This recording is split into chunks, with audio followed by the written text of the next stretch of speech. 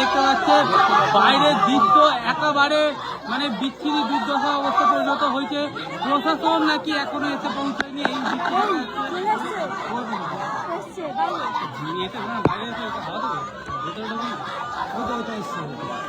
এই মুহূর্তে দেখা যাচ্ছে পুলিশ প্রশাসন এসে হাজির হয়েছে।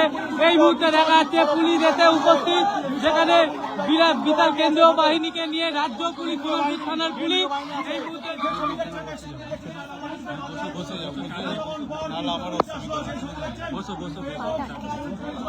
তুমি রিল্যাক্স এবং তারপরে বাইরে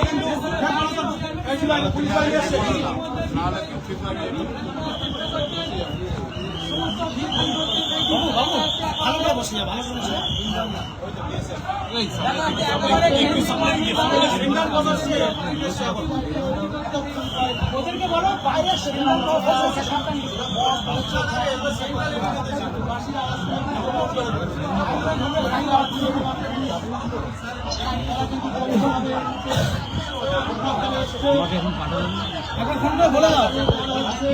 হ্যাঁ দিচ্ছি, দাঁড়াও, খুব বাজে অবস্থা গো। ঠিক আছে ঠিক আছে। এই ছবি ছবি পাঠিয়েছিস? এইটা বুঝছো তো, অনেক ছবি পাঠাতে আমাকে দিচ্ছে।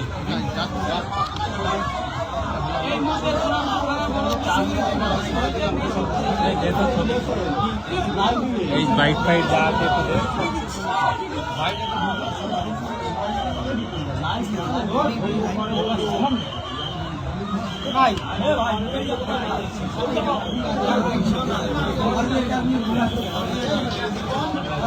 অভিষেক আছে পরে কথা অভিষেক ব্যানার্জির ওখানে আছি, পরে কথা বলছি। কেন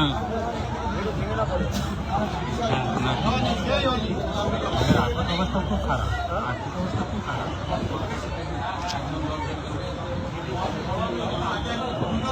বাবা গড়িয়াহাটে হকারি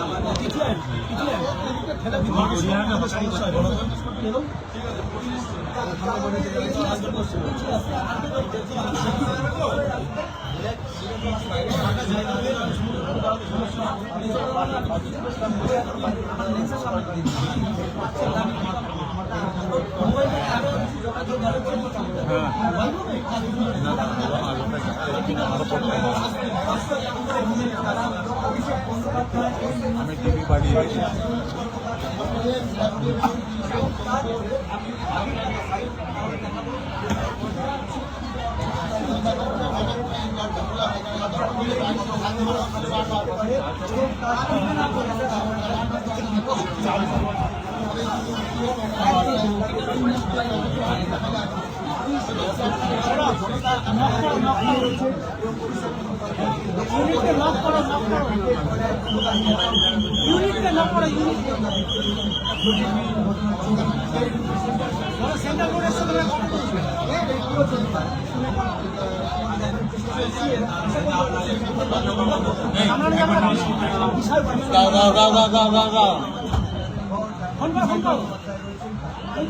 শ্রমিক ভট্টাচার্য বলেছেন যে তার সাথে বিজেপির কোনো সম্পর্ক নেই, কেউ জড়িত নেই। শ্রমিক ভট্টাচার্য বলেছেন এবং তার সঙ্গে তিনি আলো করে সবাই জানেন।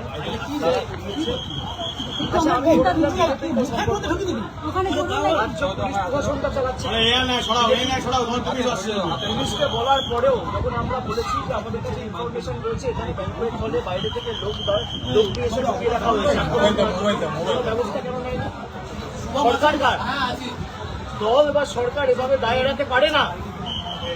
আমাদের কাছে হোয়াটসঅ্যাপে স্ক্রিনশট রয়েছে, এসপি কে বলা হয়েছে, আইসি কে বলা হয়েছে, তারপরেও একজন আসেনি।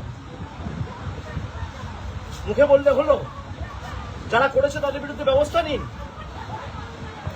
রাজ্য পুলিশ প্রশাসন কে চালাচ্ছে? তৃণমূল না বিজেপি? কোন রাজনৈতিক দল ক্ষমতায়?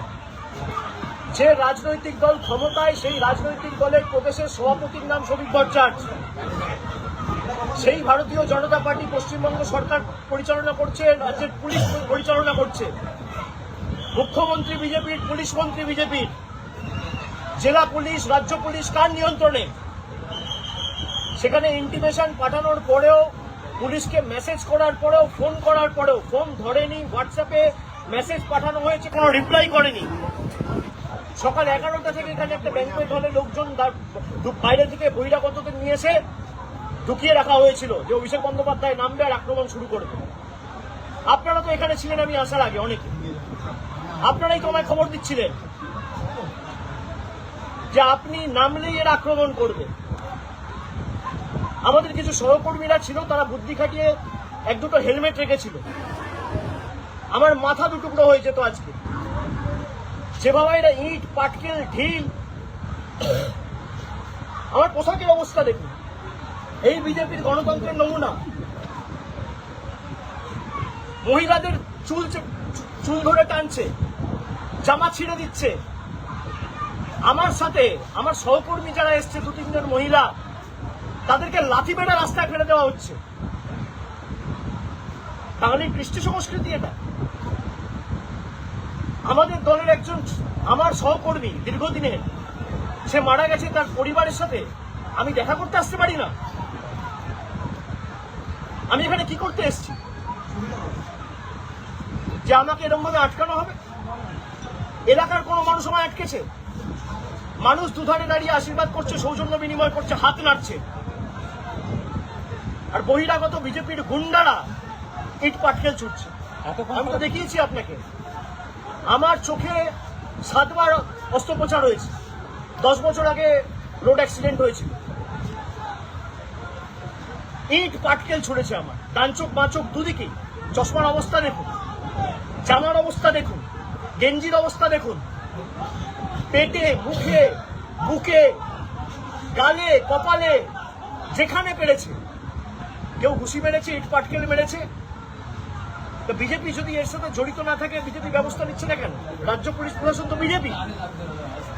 এতক্ষণ পর পুলিশ এবং সেন্ট্রাল ফোর্স সে দেরিতে হয়েছে, টনক নড়েছে, কিন্তু পুরো ঘটনার ডিটেলস আমাদের কাছে তো রেকর্ডেড রয়েছে। তাই তো এরা এড়িয়ে যেতে পারবে না। আমি এই ঘটনাকে কেন্দ্র করে আমি হাইকোর্টেও যাব, আমি সুপ্রিম কোর্টেও যাব। যারা বাংলায় বলতো না জঙ্গল রাজ চলছে, 15 বছরে কোনোদিন বাংলায় এই ঘটনা মানুষ দেখেনি। যারা আগে বিরোধী দলের রাজনীতি করত, 10টা করে গাড়ি নিয়ে কেন্দ্রীয় বাহিনী নিয়ে রাজনীতি করত। কেন্দ্রীয় বাহিনী নিয়ে রাজনীতি হয় না। যারা আমাদের কটাক্ষ করতো যে আমরা বিশাল পুলিশের কনভয় নিয়ে ঘুরে বেড়াই, আজকে কিছু নেই তাও মানুষের সাথে। আর এই সরকারের থেকে আমি নিরাপত্তা আশাও করি না। যে সরকার এবং যে সরকারের অঙ্গুলি হল নির্মম নিরীহ মানুষদের জীবন জীবিকার উপর অত্যাচার নামিয়ে আনা হয়, রাতারাতি বুলডোজার চালিয়ে ওদের দোকান উড়িয়ে দেওয়া হয়, ঘর ভেঙে দেওয়া হয়, হাজার হাজার তৃণমূল কংগ্রেসের কর্মী আক্রান্ত, সেই সরকারের নিরাপত্তা আমার দরকার নেই। একের পর এক নেতা, কর্মী, জনপ্রতিনিধি অ্যারেস্ট করেছেন। দেখুন, আমি এই স্পেসিফিক ইস্যু নিয়ে এসেছি। আমি এখানে প্রেস কনফারেন্স করতে বসিনি। যখন প্রেস কনফারেন্স করবো তখন আপনারা একাধিক প্রশ্ন করবেন। আজকে এই ঘটনা নিয়ে আপনাদের কোনো প্রশ্ন থাকলে আমি উত্তর দিয়েছি। আমি সেটা সঞ্জুর বাবা মাকে বলেছি। সবকিছু ক্যামেরার সামনে বলার দরকার নেই। আমাদের যতটুকু সীমিত সামর্থ্য ছিল আমরা দলের তরফ থেকে সাহায্য করেছি, এবং সঞ্জুর বাবা মাকে আমি কথা দিয়েছি। সঞ্জু হয়তো আজকে আমাদের মধ্যে নেই, কিন্তু হাজার হাজার সঞ্জু তার বাবা মার পাশে তার ছেলের মতো আগামী দিন দাঁড়াবে, যাতে তাদের কোনো কষ্ট না হয় এবং এই বয়সে তাদের উপর কোনো অত্যাচার না হয়।